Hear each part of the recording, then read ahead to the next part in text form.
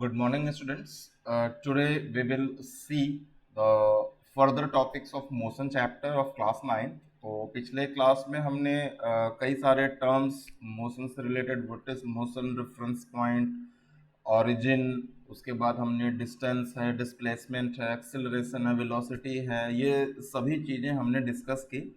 और हम उसको कैसे फाइंड आउट करते हैं, डिस्प्लेसमेंट क्या होता है, डिस्टेंस क्या होता है, स्केलर क्वांटिटी, वेक्टर क्वांटिटी क्या है। तो वहाँ पे ये सभी चीज़ें जो हैं हमने डिस्कस की हैं।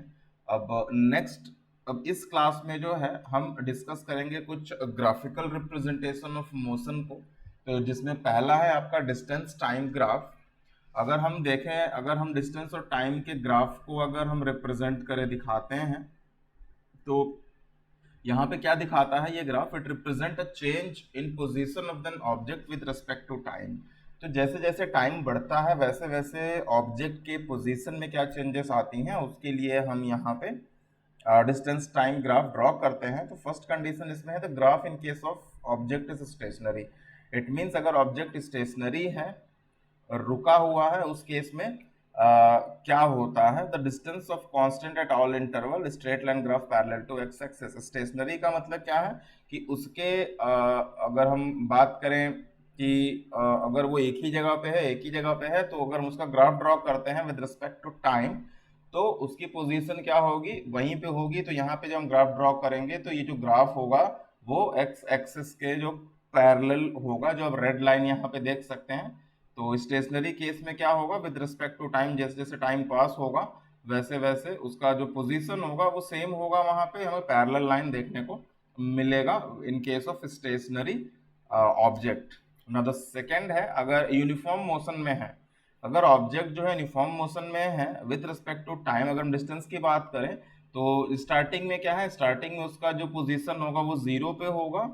जीरो पे मीन्स क्या होगा? व्हेन टाइम स्टार्टिंग में जीरो होगा, और जैसे जैसे टाइम इंक्रीज होगा वो उसकी स्पीड जो है क्या होगी, और उसका जो ग्राफ होगा वो इंक्रीज होगा। इट मीन्स वो यूनिफॉर्म मोशन का क्या है? When an object cover equal distance and equal interval of time, that is called the uniform motion. तो अगर हम इसका ग्राफ ड्रॉ करते हैं तो यहाँ पे हमें एक स्ट्रेट लाइन देखने को मिलेगा, क्योंकि हर एक मिनट की बात करें, हर एक मिनट में ये 10 मीटर ट्रैवल कर रहा है। हर एक मिनट में 10 मीटर, हर एक मिनट में 10 मीटर ट्रैवल कर रहा है। तो इस केस में अगर हम ग्राफ को ड्रॉ करते हैं तो will get a straight line.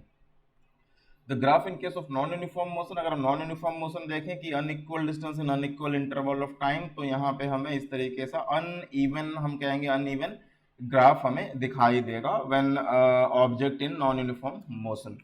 Next है वेलोसिटी की बात करें, वेलोसिटी टाइम ग्राफ की। वेलोसिटी हमने पढ़ा है कि जहां पे डायरेक्शन आ जाता है that is called the velocity. Constant velocity क्या है? Straight line graph. अगर हम कांस्टेंट वेलोसिटी का देखें तो हमें स्ट्रेट लाइन ग्राफ देखने को मिलेगा। एक्स एक्सिस यूनिफॉर्म वेलोसिटी में स्ट्रेट लाइन ग्राफ हमें दिखता है। तो first, velocity is always parallel to the x axis. अगर हम देखें वहां पे कांस्टेंट वेलोसिटी है, वेलोसिटी सेम है, तो हमें with respect to time parallel to x axis graph देखने को मिलेगा। और यूनिफॉर्म एक्सेलरेशन, यूनिफॉर्म वेलोसिटी में स्ट्रेट लाइन ग्राफ हमें देखने को मिलेगा with respect to time. Now the equation of motion, कुछ मोशंस के इक्वेशन है जिसको यूज करके हम उसके वेलोसिटी को, हम उसके डिस्प्लेसमेंट को, टाइम को हम कैलकुलेट करते हैं। So there are three types of equation.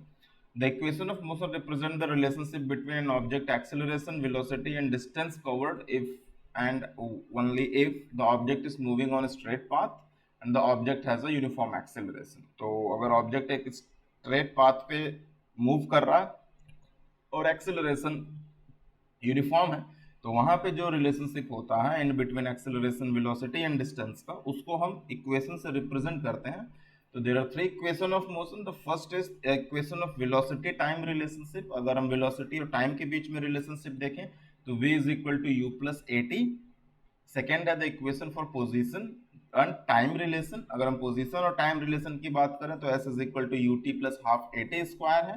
And the equation for the position velocity relationship, तो 2as is equal to v square minus u square है। तो अब यहाँ पे जो हमने u a t v s use किया है, डिफरेंट हम कहेंगे कि वेरिएबल्स यूज किए हैं, तो उसका क्या मीनिंग है? u यहाँ पे इनिशियल वेलोसिटी है, इनिशियल वेलोसिटी मींस स्टार्टिंग में उसकी जो वेलोसिटी होती है, now a is the uniform acceleration, t here is the time, v is the final velocity and s is the distance travel in time t. तो जितने भी time में जितना डिस्टेंस ट्रेवल करता है दैट इज एस। तो इन तीनों relationship को यूज करके हम कोई भी चीज अगर दी हुई है, एक मिसिंग है, तो हम उसको इजीली फाइंड आउट कर सकते हैं।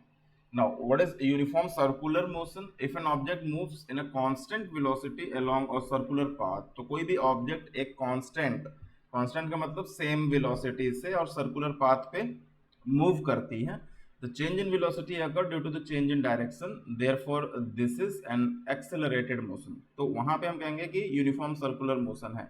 लेकिन अगर वहां पे वेलोसिटी चेंज हो रही है डायरेक्शन के साथ साथ में, तो हम उसको कहेंगे एक्सेलरेटेड मोशन, हम उसको कहते हैं। Consider the figure given below and observe how direction of an object very at different location of a circular path. तो अगर हम यहाँ पे डायग्राम देखें कि सर्कुलर पाथ में मोशन है, तो यहाँ पे कई सारे डायरेक्शन में जो है ऑब्जेक्ट मूव कर रहा है, यहाँ पे डिफरेंट डायरेक्शन दिखाया हुआ है आपको। Now, uniform circular motion क्या होता है? When an object travel in a circular path at a uniform speed, the object is said to be have uniform circular motion. अगर वो circular path में चल रही है और एक ही स्पीड से चल रही है, यूनिफॉर्म स्पीड से, तो उसको हम यूनिफॉर्म सर्कुलर मोशन कहेंगे। नॉन यूनिफॉर्म सर्कुलर मोशन, अब when an object travel in a circular path at non-uniform speed, the object is said to have non-uniform circular motion। और जब उसकी स्पीड जब नॉन यूनिफॉर्म हो जाएगी, मतलब वो वेरी करेगी, चेंज होता रहेगा टाइम टू टाइम, तो वहां पे हम कहेंगे कि ये जो मोशन है वो नॉन सर्कुलर और नॉन यूनिफॉर्म सर्कुलर मोशन है।